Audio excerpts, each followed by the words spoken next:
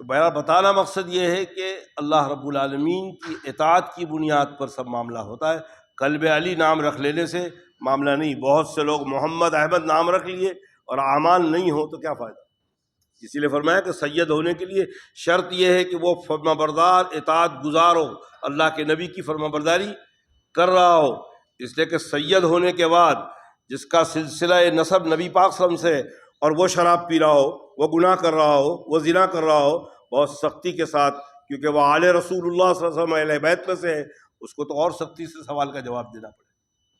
اس لیے فرمایا کہ ایک تو سید سب سے بڑی بات یہ ہے کہ خوبصورت ہوتا ہے، دوسرا سچا ہوتا ہے، تیسرا وعدہ خلاف نہیں ہوتا، اور چوتھا فرما بردار ہوتا ہے اللہ کا اور اللہ کے۔ ظاہر بات ہے کہ حضور اکرم صلی اللہ علیہ وسلم کو یہ مرتبہ کس بنیاد پر ملا؟ آپ نے اطاعت کی، اللہ کے حکم کی۔ کیسی اطاعت کی؟ ہم اور آپ کیا کریں گے؟ اتنے بڑے اونچے مرتبے میں فائز ہونے کے بعد عاجزی اور انکساری کا یہ حال ہے کہ جوتے کا تلسمہ باندھنے جا رہے تو اللہ آپ توفیق دیں گے تو میں باندھ پاؤں گا۔ ہم کرتے ہیں ایسا؟ ہم تو ہر جگہ کہتے ہیں کہ میں نے یہ کیا، میں نے یہ کیا، ہم نے یہ کیا، میں نے یہ کیا۔ ہمیں خیال ہے کہ ہماری نظر اللہ پر ہے، اور اگر یہ ہو تو فرمایا اللہ یہ کروا دے گا، اللہ چاہیں گے تو کروا دے گا، انشاءاللہ ہم یہ کر لیں گے۔ لیکن آج تو لفظ انشاءاللہ کیا فرمایا؟ عربوں کا انشاءاللہ، عرب لوگ ٹالنے کے لیے انشاءاللہ بولتے۔ اسی طرح ہم بھی جس بات کو گھمانا ہوتا ہے یا کرنا نہیں ہوتا اس کے لیے انشاءاللہ بول دیتے، انشاءاللہ کر دیں گے۔ اور آج تو مال لیتے وقت انشاءاللہ بہت جلد واپس کر دیں گے، دل میں نیت یہ ہوتی ہے نہ کسی کا دیا ہے جو تمہیں واپس کریں گے انشاءاللہ، تم دیو تو ایک مرتبہ۔ ظاہر چیز ہے یہ لفظ انشاءاللہ، لفظ ماشاءاللہ، لفظ الحمدللہ، لفظ سبحان اللہ ہماری زبان سے بھی نکلتا ہے، لیکن کیا خالی زبان سے نکلنے کے بعد قلب متوجہ ہوتا ہے؟ قلب اس بات کو دھیان کرتا ہے کہ الحمدللہ، اللہ کا شکر ہے، اللہ کی حمد ہے، سبحان اللہ، اللہ پاک ہیں۔ اور ظاہر بات ہے کہ یہی اطاعت کی بنیاد پر بہت جگہ قرآن میں ہر جگہ فرمایا وَمَن يُطِعِ اللَّهَ فَقَدْ وَمَن يُطِعِ اللَّهَ وَالرَّسُولَ، کئی ہر جگہ اعلان کیا جس نے رسول کی اطاعت کی اس نے اللہ کی اطاعت کی۔ اور ایک جگہ تو فرمایا غالباً سورہ نمل میں ہے یا سورہ حجرات کے اندر ہے کہ اے لوگو اللہ اور اس کے رسول کی اطاعت کرو اور اللہ کے رسول کے حکم کی روگردانی مت کرو۔ روگردانی مت کرنا، انکار مت کرنا۔ اور اللہ کے نبی نے بھی ابو ہریرہ رضی اللہ تعالیٰ عنہ بھی فرمایا کہ جس نے میری اطاعت کی اس نے گویا اللہ کی اطاعت کی، جس نے میری نافرمانی کی، مشکات کی روایت ہے، ابو داؤد کی روایت ہے، نسائی کی روایت ہے، ابو ہریرہ رضی اللہ تعالیٰ عنہ، جس نے میری اطاعت کی اس نے اللہ کی اطاعت کی، جس نے میری نافرمانی کی اس نے اللہ کی نافرمانی کی۔ اطاعت کرنے والے کو اللہ اجر عطا فرمائیں گے، جنت عطا فرمائیں گے، نافرمانی کرنے والے کو اللہ رب العالمین جہنم میں ڈالیں گے۔ اطاعت کے معاملے میں جو کہا کہ میری اطاعت کرو، صحابہ نے پوچھا یا رسول اللہ اطاعت کیا ہے؟ فرمایا میں جو تمہیں دوں وہ لے لو، اور جس بات سے میں تمہیں روک دوں اس سے رک جاؤ اور اس پر اطاعت کرو۔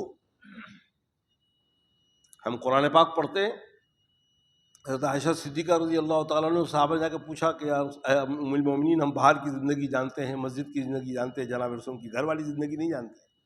حضرت عائشہ نے بڑے تعجب سے پوچھا کیا تم نے قرآن پڑھنا چھوڑ دیا؟ فرمایا قرآن تو ہم پڑھتے ہیں۔ فرمایا بس الف لام میم سے والناس تک جو قرآن کے اندر ہے وہ عمل ہے جناب رسول اللہ صلی اللہ علیہ وسلم۔ خلقہ من القرآن، اللہ کا پورے اللہ کے نبی کا پورا خلق۔ اچھا کمال کی بات ہے کہ سورہ نون میں بھی اللہ نے یہ فرمایا کہ خلق عظیم، اللہ کے نبی صلی اللہ علیہ وسلم اخلاق کے سب سے اونچے بلند مرتبے میں ہیں۔ خلق عظیم کا لفظ استعمال کیا، اور حضرت عائشہ بھی خلق کا لفظ استعمال کر رہے ہیں۔ معلوم یہ ہوا حضرت ابن عربی رحمۃ اللہ علیہ نے لکھا ہے کہ قرآن اللہ کی صفت ہے، کلام اللہ کی صفت ہے، تو جناب رسول اللہ بھی اللہ کی صفت ہے۔ یہ علمی قرآن ہے، آپ عملی قرآن ہے جناب رسول اللہ صلی اللہ علیہ وسلم۔ قرآن کے الف لام میم سے والناس کو جو کچھ دیکھنا ہے وہ عمل میں دیکھو جناب رسول اللہ صلی اللہ علیہ وسلم۔ اسی لیے اللہ کے نبی نے فرمایا کہ میں کتاب اللہ اور میری سنت کو چھوڑے جا رہا ہوں، جب تک تم اسے مضبوطی سے پکڑے رہو گے گمراہ نہیں ہوگے۔ یہ حجت الوداع میں عرفات کے میدان میں یہ حکم دیا ہے، یہ اعلان کیا ہے کہ میں تمہارے پاس دو بوجھل چیزیں، ایک اللہ کی کتاب، دوسرا میرا راستہ، اور مقام مقام غدیر میں جب پہنچے ہیں تب اللہ کے نبی صلی اللہ علیہ وسلم نے حضرت علی کے بارے میں جو شکایتیں تھیں میں نے وہ بیان کر چکا.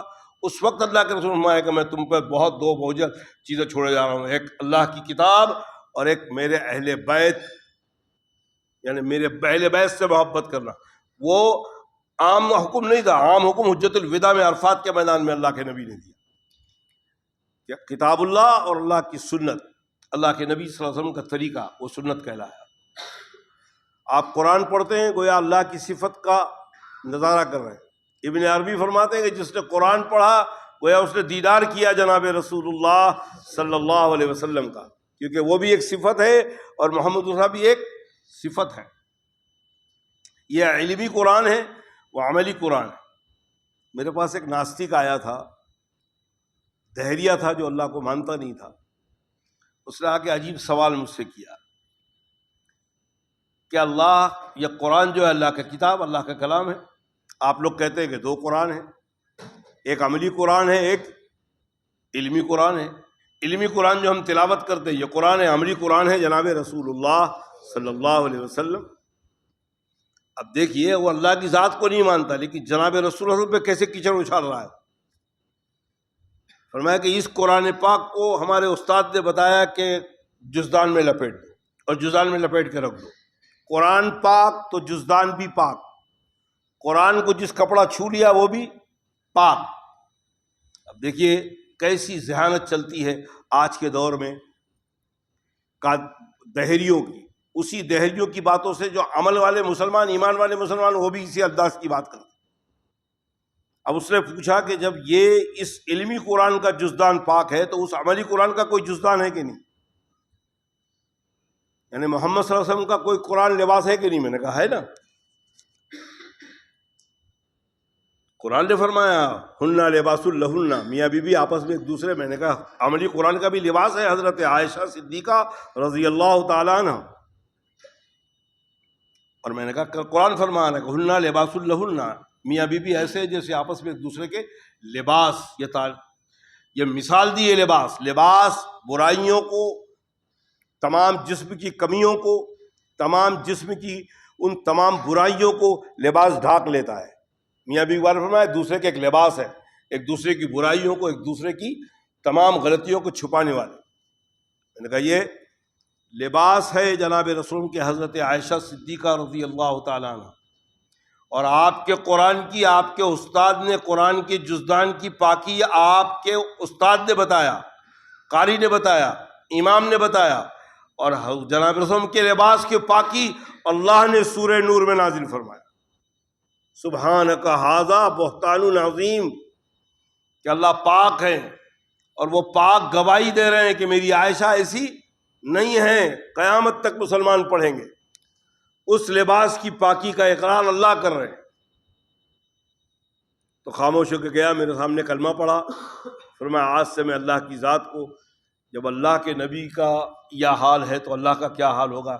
میں نے کہا ظاہر بات ہے کہ اللہ کے حال کو ہم سمجھ نہیں سکتے.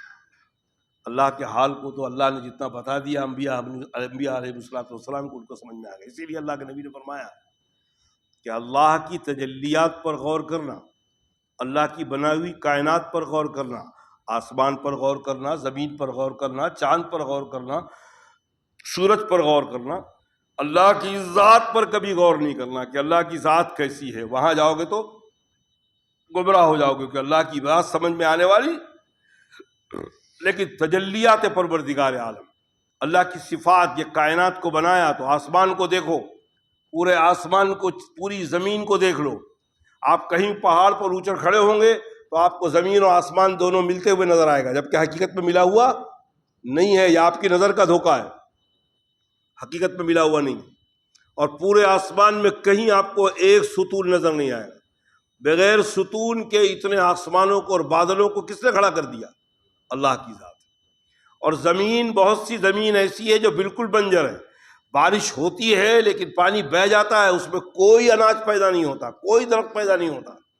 اور بہت سی زمین ایسی ہے جو پانی کو جذب کر لیتی ہے, اس کے اندر پھل فروٹ اور اناج پیدا ہوتے. یہی حال انسانوں کا ہے. اللہ نے پیغام بھیجا لا الہ الا اللہ, اللہ کے سوا کوئی معبود ابھی میں نے حدیث بتائی کہ میری مثال ایسی ہے کہ ایک شخص نے گھر میں بہترین کھانا بنایا اور دائی کو بھیج دیا کہ لوگوں کو بلا کر آؤ کہ اس گھر میں جو آ جائے گا اس کو بہترین کھانا ملے گا. جو لوگ سن لیے آ گئے وہ بہترین کھانا کھا لیے، جو لوگ نہیں سنے وہ نہیں آ پائے اور اس گھر میں نہیں آ پائے. اس کی مثال اللہ کے نبی نے خود بتائی کہ وہ گھر جنت ہے اور اللہ نے دائی کے حیثیت سے مجھے بھیجا ہے اور میں تمہیں اس انداز سے بلا رہا ہوں. ایک جگہ فرمایا، مشکات کی حدیث ہے کہ اے لوگوں میری مثال ایسی ہے کہ جس طرح ایک آدمی ننگا ہو کر عرب کے لوگوں کو آواز دے رہا ہے کہ کل دشمن صبح ہوتے ہی تو دشمن تم پر حملہ کرے گا، اس لیے میرا یہ تمہارے کو رائے ہے کہ تم رات کو جلد سے جلد اس علاقے کو چھوڑ دو. جو لوگ مان لیے رات کو علاقہ چھوڑ دیے وہ کامیاب ہو گئے، اس دشمن سے بچ گئے. جو لوگ نہیں مانے صبح دشمن آیا اور اس نے ان کو ہلاک کر دیا. یہ مثال میری ہے. میں تم کو بتا رہا ہوں کہ جو لوگ میری بات کو مان لیں، میری بات پر عمل کر لیں، اللہ ان سے راضی ہو جائے گا اور اللہ انعام کے طور پر ان کو جنت نصیب فرمائے گا. اور جو لوگ میری بات کو نہیں مانیں گے وہ جہنم میں جائیں گے، اللہ ان سے ناراض ہو جائے گا. اسی کو بتایا میں نے بار بار، وہ حدیث سب کو سامنے پڑھ رہا ہوں کہ من احب فقد احب اللہ، جس نے اللہ سے محبت، جس نے مجھ سے محبت کی اس نے اللہ سے محبت کی. من اطاعنی فقد اطاعن اللہ، جس نے میری اطاعت کی اس نے گویا اللہ کی اطاعت کی. اور اللہ کے حکم کو پیغمبروں نے آ کے بتایا، کیسے نماز پڑھنا، کیسے سجدہ کرنا، کیسے رکوع کرنا، یہ نماز کی کیفیات. کیوں اللہ کے نبی نے فرمایا؟ کہہ دیتے لوگوں نماز پڑھو، اپنے اپنے حساب سے لوگ نماز پڑھتے نہیں. اللہ کے نبی نے کر کے بتایا. 50 وقت کی نماز معراج میں ملی، امت پر 5 وقت فرض ہوئی، لیکن اللہ کے نبی معراج سے آنے کے بعد جب تک زندہ رہے 50 وقت کی نماز پڑھتے رہے. اسی میں یہ نفلی نمازیں آئی ہیں، نماز اشراق ہے، نماز تہجد ہے، نماز اوابین ہے، نماز خسوف ہے، بارش ہو رہی ہے تو نماز ہے، بارش نہیں ہو رہی تو نماز ہے، سورج گرہن کی نماز ہے، چاند گرہن کی نماز ہے. یہ وہ تمام نمازیں انہی 5 وقتوں کی نمازوں میں. امت کے لیے 5 وقت کی نماز فرض کیا، اور فرض کے ساتھ وہ عمل جو فرض کے ساتھ اللہ کے نبی بار بار کرتے تھے وہ سنت کہلائی. کبھی چھوڑ دیتے تھے کبھی کرتے تھے وہ سنت غیر مؤکدہ کہلائی. جو بار بار کرتے تھے وہ سنت کہلائی. اور کبھی آپ نے کیا کبھی نہیں کیا وہ نفل کہلائی، مستحبات کہلائی. کر لو تو ثواب ہے، نہیں کرنے پر اللہ کی طرف سے کوئی پکڑ نہیں ہے. جیسے آپ مثال کے طور پر احناف کے نزدیک عشاء کی نماز 17 رکعت ہے، اس میں کم سے کم 4 نفل ہے. سنتیں 4 فرض کی نماز کے پہلے بھی جو سنت ہے سنت غیر مؤکدہ ہے. تو آپ نفل 17 رکعت پڑھیں گے تو اس میں 4 نفل ہوگی سنت غیر مؤکدہ، 2 نفل. یہ پڑھیں تو ثواب ہے، بہت اجر ہے، نہیں پڑھے تو آپ کو پوچھ نہیں ہے. تو آپ کی عشاء کی نماز 4 رکعت فرض، 2 رکعت سنت، 3 وتر آپ نے پڑھ لی، نماز ادا ہو گیا. لیکن نفل نماز اللہ کے نبی نے اس لیے پڑھی کہ فرض میں کل میدان محشر میں کسی انسان کی فرض میں کمی ہوگی تو اللہ فرمائیں گے کہ فرض میں کمی ہے، نفل نماز کو ڈھونڈو، اس کی نفل اگر اچھی ہے تو فرض کی کمی پوری کی جائے گی. اس لیے نفل نماز کثرت سے ساتھ میں پڑھنا چاہیے. لیکن اگر کام ہے، کہیں جانا ہے، کوئی مسئلہ ہے، کسی کو آپ نے ملاقات کا وقت دیا ہے، اور اللہ کے نبی نے فرمایا ماں باپ تو حکم دے تو نفل نماز کی نیت باندھے ہوئے ہو، نفل نماز پڑھ رہے ہو اور اگر ماں باپ نے آواز دی تو نفل نماز کی نیت توڑ کر ماں باپ کے حکم کی تعمیل کرو. کتنا بڑا حکم ہے ماں باپ کے حکم کا، کتنی مانتے ہیں ہم بات ماں باپ. اور ماں باپ بھی تو بڑے عجیب و غریب ہیں. انجینئر بنا دیا، ڈاکٹر بنا دیا، لیکن اولاد کو مسلمان نہیں بنایا. دین کی تعلیم، ماں باپ کا کیا مرتبہ ہے، جب دین کی تعلیم ہوگی تو پتہ لگے گا نا. ادب کیا ہوتا ہے جب اس کو دین کی تعلیم دی جائے گی تو پتہ لگے گا. ظاہر چیز ہے کہ حضرت امام بخاری رحمۃ اللہ علیہ، اللہ اکبر، جو قرآن پاک کے بعد سب سے پہلے نمبر پہ کتاب ہے بخاری. آپ کے سوانے میں لکھا ہے کہ جب آپ حدیث پڑھانا شروع کرتے تو کبھی کبھی پڑھاتے پڑھاتے کھڑے ہو جاتے اور پھر بیٹھ کے حدیث پڑھنے لگتے، پھر کھڑے ہو جاتے. تو علماء نے سمجھا کہ حضرت کو کوئی تکلیف ہے شاید استنجا کی تکلیف ہے یا پیٹ میں تکلیف ہے۔ طلبہ نے فرمایا کہ حضرت اگر آپ کے کوئی تکلیف ہے تو آپ درس بند کر دیجئے، کل دے دیجیے گا، اسی درس کو کل کر دیجیے گا۔ فرمایا نہیں کوئی تکلیف نہیں۔ پھر طلبہ نے پوچھا کہ آپ کھڑے کیوں ہو جاتے؟ فرمایا کہ میں جس جگہ درس دیتا ہوں، درس کے بازو میں میرے استاد کا گھر ہے، اس جگہ جہاں درس دیتے اس کے گھر کے بازو میں استاد کا گھر ہے۔ استاد کا ایک لڑکا ہے چھوٹا، استاد کا انتقال ہو چکا ہے۔ استاد کی اہلیہ جو ہے وہ بچوں کو تعلیم و تربیت دیتی ہے۔ وہ بچہ کھیلتے کھیلتے جب سامنے آ جاتا ہے تو میرے استاد ہی آ جاتے ہیں، میں اس بچے کے استقبال کے لیے کھڑے ہو جاتا ہوں۔ جب وہ چلا جاتا ہے تو بیٹھ جاتا ہوں۔ تب امام بخاری بناتا ہے اللہ تعالیٰ ادب کے لحاظ سے۔ ہمارے پاس تو آج کا مسلمان سب سے بڑا بے ادب ہے۔ اللہ کے نبی کا ادب نہیں، خلفائے راشدین کا ادب نہیں، صحابہ کا ادب نہیں، اللہ والوں کا ادب نہیں، قرآن پاک کا ادب نہیں۔ میں نام نہیں لیتا اس شخص کا، اسی ممرہ میں رہتا تھا، میری یہاں دکان تھی ہارڈ ویئر کی، وہ آ کر بیٹھتے تھے، جانوروں کا ڈاکٹر تھا،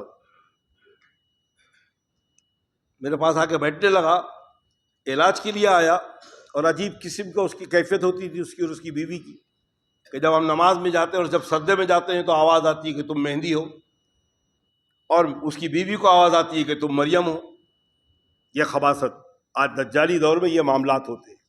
آپ قرآن پاک پڑھنے بیٹھو تو شیطان وسوسہ لاگے گا، جلدی بند کرو، یہ کلام اللہ تو مشکوک والا ہے، بند کرو جلدی، جاؤ جلدی سے، اور نہیں تو پھر کچھ نہیں ہوا تو پھر آپ کو نیند دے دے گا، غلبہ دے دے گا کہ جھونکے مارتے رہو۔